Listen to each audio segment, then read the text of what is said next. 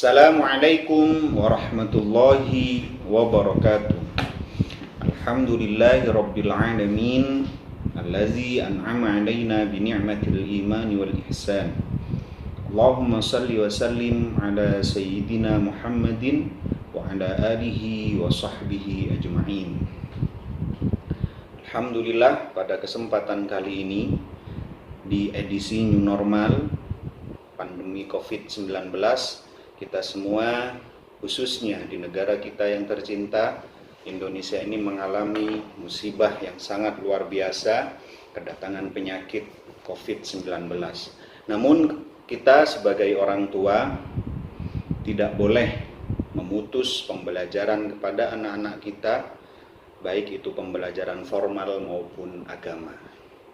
Pada kesempatan kali ini, para hadirin wal hadirat, saya dan Anda semua, mari kita belajar bareng tentang bagaimana syariat Islam, tentang bagaimana menerapkan hukum syariat Islam melalui kitab yang dikarang oleh Imam Abu Syuja Al-Asfihani, yang mana kitab ini adalah kitab dasar bagaimana kita bisa menerapkan hukum dan syariat Islam melalui ilmu fikih.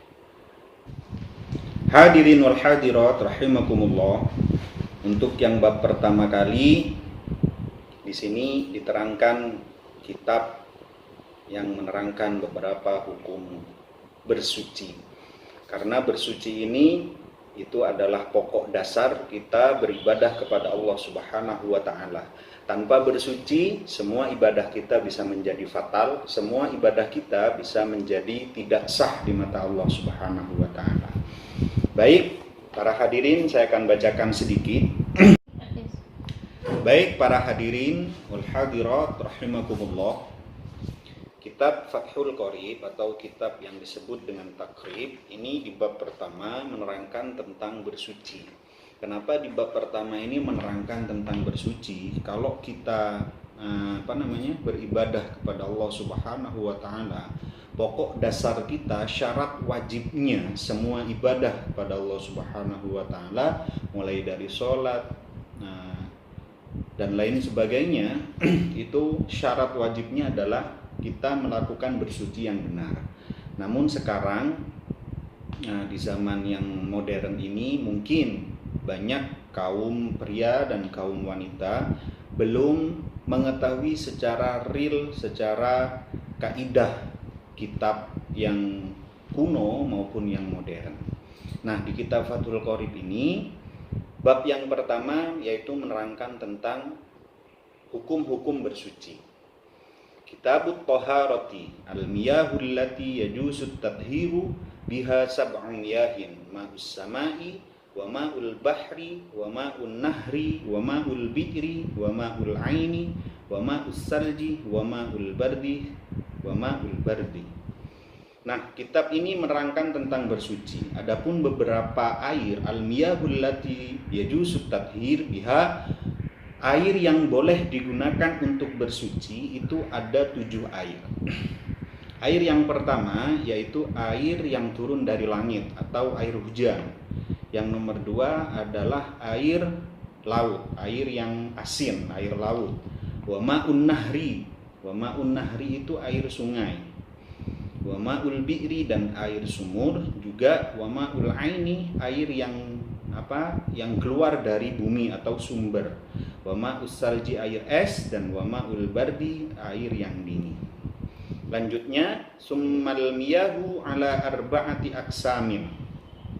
Air itu dibagi menjadi 4 bagian. Air itu dibagi menjadi 4 bagian. Bagian yang pertama adalah tohirun mutahhirun ghairu makruhin. Suci dan bisa mensucikan, juga tidak makruh menggunakannya. Contohnya seperti air aqua. Nah, air aqua atau air jernih ini dihukumi suci, juga bisa mensucikan. Contoh, kita mempunyai sesuatu yang kena barang najis, maka bisa disucikan dengan ini. Juga kita menggunakannya ghairu makruhin, tidak dimakruhkan. Itu adalah bagian yang pertama, tohirun mutahhirun ghairu makruhin. Nah, untuk yang bagian kedua, tohirun mutahhirun makruh isti'malihi. Air itu suci, juga bisa mensucikan, namun makruh menggunakannya. Nah, makruh menggunakannya itu maksudnya bagaimana? Di syarahnya ini menerangkan, yaitu tohirun mutahhirun makruh isti'malihi fil badani la fis saubi. Artinya yang dimakruhkan menggunakannya itu di badan, bukan di baju. Misalkan kita minum itu makruh, kita meminum air itu.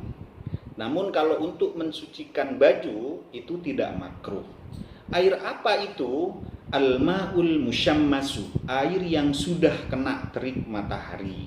Itu adalah bagian yang kedua. Bagian yang pertama tadi adalah air suci yang bisa mensucikan, tidak makruh menggunakannya. Yang nomor dua, air suci bisa mensucikan, makruh menggunakannya dalam tanda kurung, yaitu menggunakan di badan, tapi tidak makruh di baju ataupun barang yang lainnya. Untuk yang bagian ketiga, tohirun ghairu mutahhirin li ghairihi.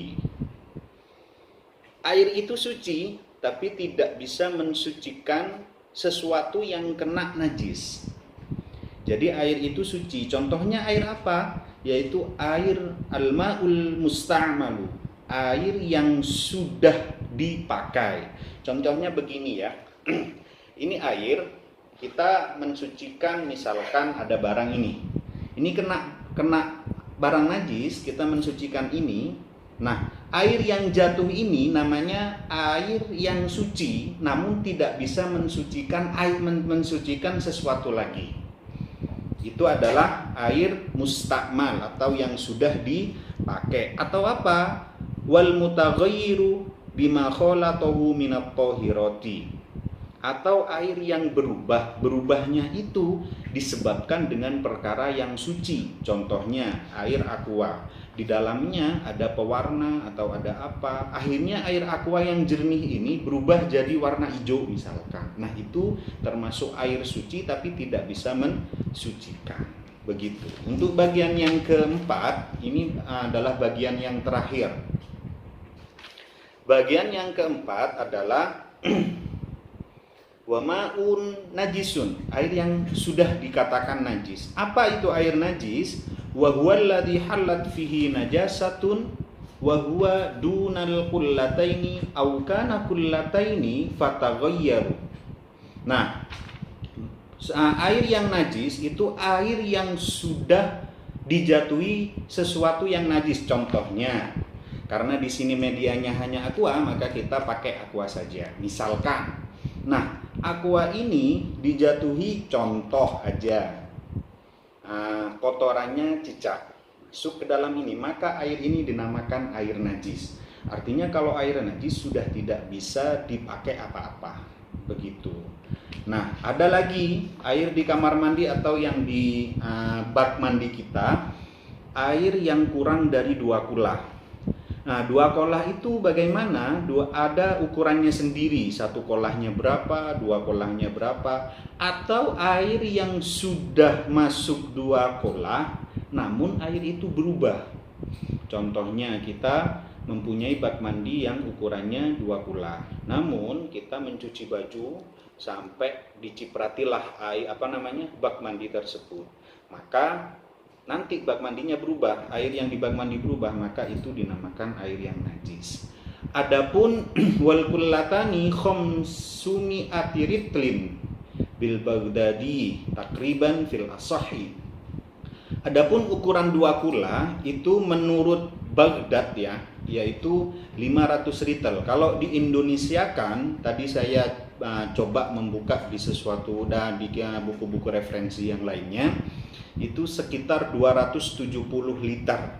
Jadi bak mandi kita, para hadirin wal hadirat Bapak Ibu sekalian, diusahakan lebih ukurannya dari 270 liter. Kenapa? Karena mengatasi air yang tadi yang takut berubah, takut kurang dari 2 kulah, maka seluruh badan kita bisa najis juga. Sekian dari saya bab pertama ini, semoga bermanfaat. Assalamualaikum warahmatullahi wabarakatuh.